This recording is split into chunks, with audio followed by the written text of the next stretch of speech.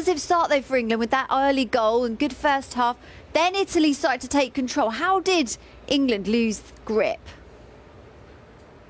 Because they're playing against a very good team. I suppose you could start with that. And Italy, probably after about 25 minutes, just started to get a grip with the game and started to, play really well, get control of possession. And that is the one, I suppose, football last night, after the game, you don't really want to go into too much analysis and tactics. But if you were analysing it, it has been an issue for England teams going back through sort of tournaments over the last 20, 30, 40 years that they do sometimes shrink back a little bit into their box, towards their box, should I say, and be a little bit deep. And then it becomes very difficult to get out from that sort of position. And we just did for quite long periods in the game, from probably about 25 minutes on to probably the end of normal time. There were periods, actually, I thought, where we were on the ropes, but then we came back off the ropes. The lads showed resilience, they hung in there. But just that little bit extra just to try and get that job done in normal time or in extra time, because I just felt once it went to penalties, if you see Donnarumma's penalty record and you see the size of him, you always know they're going to have a slight advantage there. I think we've been brilliant through the tournament, but you just couldn't get over that. We couldn't get over that last hurdle, and that's no criticism of the players, because they gave their absolute all and did everything they possibly could. Were you satisfied with Gareth Southgate's substitutions, Gary, or would you have brought anyone on earlier? Yeah, I mean, I saw obviously after the game, he should have made more substitutions. These players should have took the penalties. These are the same people who've been saying all the way through the tournament that he should have played a different system against Germany. He shouldn't have played Trippier against Croatia in the first game. That he should have played a more attacking system. I genuinely believe that Gareth Southgate and the players have navigated the way through to this final in the only way in which they could. And that was to be a little more pragmatic, put the two holding midfield players in front of the defence, whether it be a back four or a back five. If it needed to be a back five, it was because of the shape of the other team or the quality of the other team. And he found a way to get to the final. And in football, we have purists who think that we should go out there and play all our attacking players. And to be fair, we all like to be those purists at times. But I don't think England would have gone to the final if they'd gone punch for punch with some of the nations that they had come across along the way. And I think Gareth knew that he had to play a certain way to get to the final. He did that. And like I say, at the end, it comes down to small details like penalties. But this is not a time to start criticising tactics or substitutions, because the reality of it is he's proved so many of us wrong, not just in this tournament, but over the last 2 years, about decisions that he's made. It would be a nonsense, I think, to start suggesting now that we're right because he didn't get a substitution right in the final or he chose the wrong penalty taker. It would be quite ridiculous, really, when none of us have ever actually done or achieved or seen this happen before in our lifetimes. And Gary, a lot of responsibility on the young Jadon Sancho, Bukayo Saka. And I remember last time we spoke to you on the show, you mentioned, for Saka, very young, and your experiences of being in a major tournament at a young age, and it was a lot and overwhelming. Do you feel like more experienced players could have gone ahead of them? Do you know something? I've been to 8 major tournaments, which I've said quite a lot in the last few weeks, and I've been knocked out on penalty shootouts 5 times. And I've seen it all, by the way.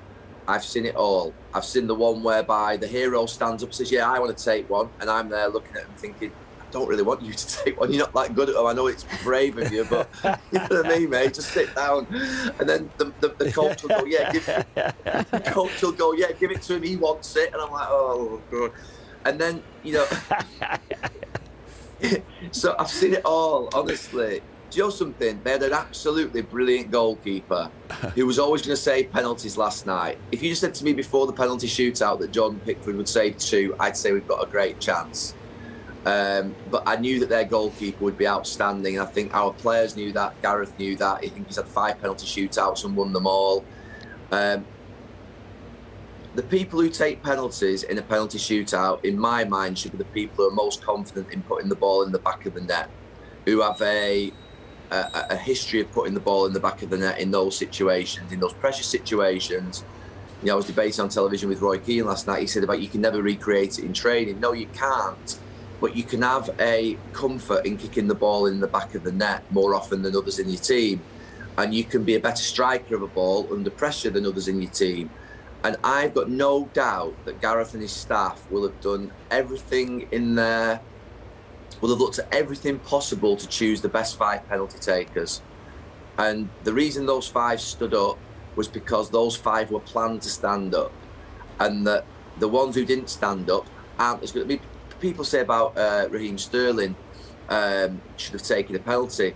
You know, if we're really honest, Raheem's not a great striker of a football. He isn't. You know, his finishes, to be fair, are quite scruffy. He can strike a ball well, but he's not a great crosser of a ball. He's not somebody you ever have on set pieces. You're not someone who you have on penalties for his club. Jack Grealish hasn't taken one for his club for 2 years, and there'll be a reason for that. So, look, we've just got to trust in the manager. A manager who has looked at every single minute detail through this tournament and got everything so right, who will have meticulously planned this, you know, chose the 5 penalty takers because he'd done his work and his homework, and it's just not worked out. And that sometimes happens in life and in football. Yeah, listen, we've got to ask you, Gary, about the racist online abuse aimed at Rashford, Sancho and Saka, of course, after their misses. We've seen so much unity after the last 4 weeks, but as soon as something goes wrong, the very worst of society comes out, doesn't it? But what do you expect?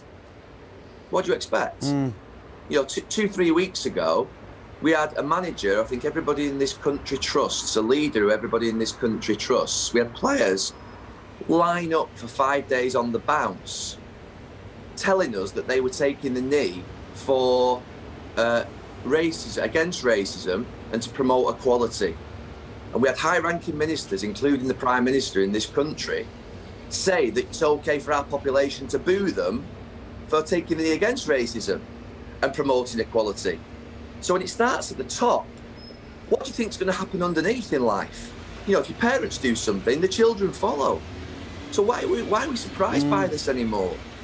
You know, seriously, we've got to look at the roots of this. There's been so much division in this country over the last 2 or 3 years through the way in which Brexit was debated, not Brexit itself, you know, remain or leave, the actual way in which it was debated. It promotes division. The taking of the knee over last month when the players tried to explain it was to promote equality and be against racism was ridiculed by our top-ranking government officials.